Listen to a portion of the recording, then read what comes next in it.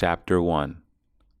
14-year-old Yancey glanced around the small section of the trailer that was designated the living room. The narrow aluminum box they called home was sectioned off into 3 bedrooms, a bathroom, and kitchen. The flimsy material snitched on every move made within it. It creaked when you stepped or moved. The muted squeaks coming from down the hall meant the guests chose heads over tails. There was no coin toss, but there was a difference in price, so Yancey paid attention to it. 2 more customers waited patiently for their own trip down the hall. What awaited there was relief.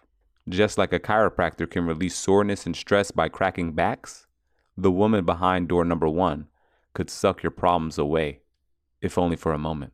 It mattered not that most of the patrons were married. Most live in the same run-down trailer with wives and children. Only most wives wouldn't do what the woman behind door number 1 would do. That's why men paid Yancey to spend a few minutes down the hall.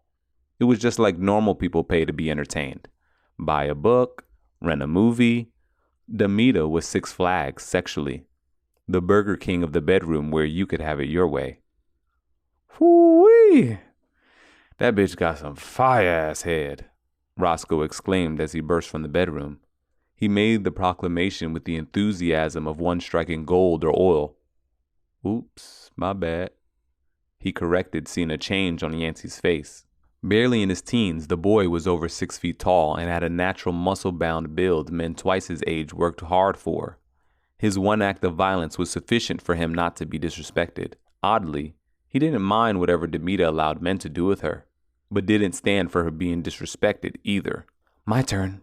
Fred cheered as if he made it to the front of the line in an amusement park, which, in a way, was accurate.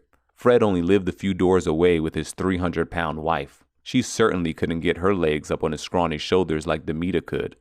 The wife was powerless to stop it, so she pretended not to know. Fred forked over a 20, which meant he wanted tails. The crumpled bill was hot and moist from being clutched tightly as he eagerly waited his turn. He rushed his tall frame down the hall and disappeared behind the door. The bed started creaking a few seconds later. Yancey glanced up in frustration at the crooked ceiling fan. It too creaked and squeaked as it slowly rotated. The dusty device provided no relief from the brutal middle Georgia heat. Its only purpose was to circulate the menthol smoke of the customers. Still, it wasn't the fan that had young Yancey in his feelings. He knew pimping a woman twice his age was wrong on so many levels. The 14-year-old had only had sex once before and was hooked. The memory alone gave him wet dreams every night that left him frustrated and embarrassed. He was a farm boy and realized that pussy was a cash crop. The steady flow of customers provided plenty of money when before there was none. Yes, it was wrong, but it felt better than an empty stomach. The bed groaned and squealed, then suddenly stopped. The 2 men in the room both sat up knowingly. After the time it took to pull his pants up, Fred emerged with that "I just bust a nut" smile on his face. He made it quickly up the hall and out the door. He had to be home for supper.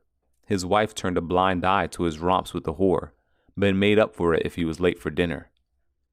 Here you go, Pastor Paul said smugly as he handed Yancey a $10 bill.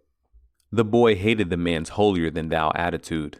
It just didn't fit with buying pussy. He knew that if you ran the prints on that money, it came straight from some old lady's purse. The congregation just bought him the new caddy out front, so why not buy him a piece of ass too? Actually, the 10 he was spending meant he didn't plan on going any further than her tonsils. He only had sex with his wife. He was a pastor after all. A few minutes later, he slinked out looking like he was ready for a nap. A good nut will do that for you.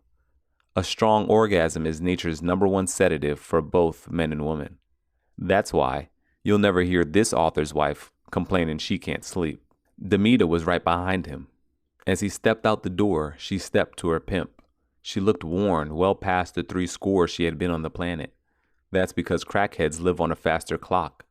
Their days are 5 to 1 compared to normal people. It's like dog years in reverse. The sheer nightgown she wore daily offered a view of what was left of her depleted figure. Yancey quickly snapped his head away not to see it. Half, please, she demanded sweetly with her palm extended. Yancey pulled out, counted, then split the day's receipts. She snatched hers, eager to get to the dope boy, while his was going to keep bills paid and the fridge filled. She leaned down to kiss his cheek, causing him to wince from her breath tart from semen, crack, and Newports. Still, he didn't pull away. No, that would have been disrespectful. Want me to fix you something to eat before I go? Demita offered, sounding sincere as if she meant it. It wasn't a lie.